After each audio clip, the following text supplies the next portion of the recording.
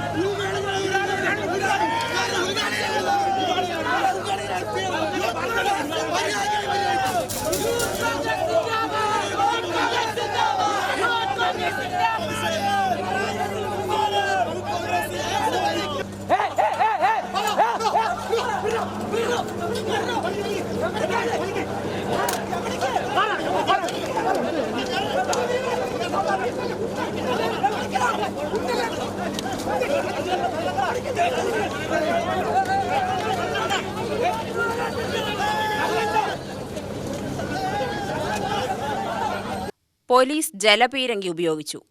ലാത്തിയടിയിൽ ഒരു യൂത്ത് കോൺഗ്രസ് പ്രവർത്തകന്റെ തലയ്ക്ക് പരിക്കേറ്റു. മുഖ്യമന്ത്രിയും മകളും ചേർന്ന് കാട്ടുകൊള്ള നടത്തിയിട്ടും ന്യായീകരിക്കാൻ CPIM-നല്ലാതെ ലോകത്ത് മറ്റാർക്കും കഴിയില്ലെന്ന് മാർച്ച് ഉദ്ഘാടനം ചെയ്ത യൂത്ത് കോൺഗ്രസ് ദേശീയ സെക്രട്ടറി വൈശാഖ് പറഞ്ഞു. മാസപ്പടി കേസിൽ നിന്നും മകളെ രക്ഷിക്കാൻ മുഖ്യമന്ത്രിയും CPM-ഉം RSS BJP നേതാക്കളും ചേർന്ന് ശ്രമിച്ചിട്ടും മകൾ വീണ വിജയൻ പ്രതിയായത് വ്യക്തമായ തെളിവിന്റെ അടിസ്ഥാനത്തിലാണ്. കരിമണൽ കർത്തയുടെ കമ്പനിയിൽ നിന്നും ഒരു പണിയുമെടുക്കാതെ മുഖ്യമന്ത്രിയായ അച്ഛന്റെയും ഭർത്താവായ പൊതുമരാമത്ത് മന്ത്രിയുടെയും തണലിൽ 3 കോടിയോളം രൂപയാണ് മകൾ വീണ വിജയൻ തട്ടിയെടുത്തത്. AKG പഠന ഗവേഷണ കേന്ദ്രത്തിന്റെ വിലാസത്തിൽ തട്ടിപ്പ് നടത്തിയിട്ടും CPIM ന്യായീകരിക്കുകയാണ്.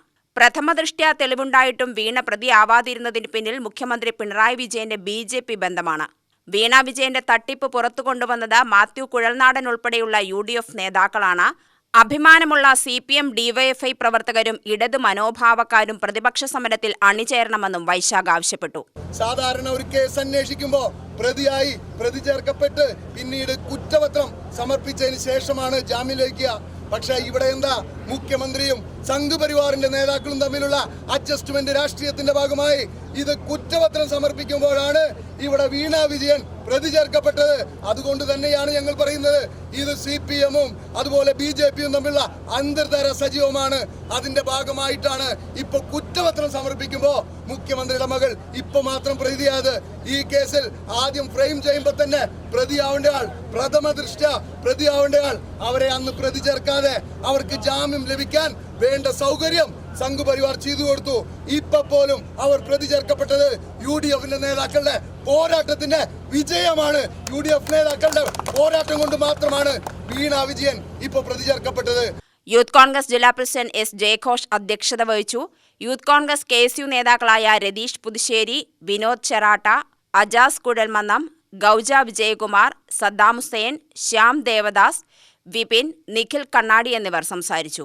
ജലപീരങ്കി ഉപയോഗിച്ചിട്ടും പിരിഞ്ഞു പോവാൻ കൂട്ടാക്കാതിരുന്ന പ്രവർത്തകരെ പോലീസ് ബലപ്രയോഗത്തിലൂടെ അറസ്റ്റ് ചെയ്തു നീക്കി.